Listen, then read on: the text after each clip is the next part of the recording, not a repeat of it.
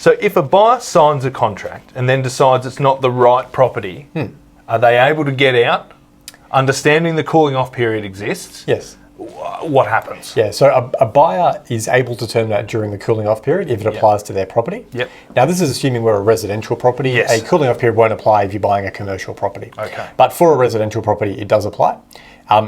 That's the only occasion where you're able to terminate the contract because you've changed your mind. The other conditions that you might have in the contract, if you're lucky to have a building and pest condition, you're only able to terminate if the building and pest condition comes back and it says, look, there's some significant issues in here for you. Yep. Otherwise, if there's only minor issues with the property, the normal contract says the buyer has to act reasonably. So if the buyer acting reasonably couldn't terminate the contract, you don't have the right to terminate. Same as the finance condition.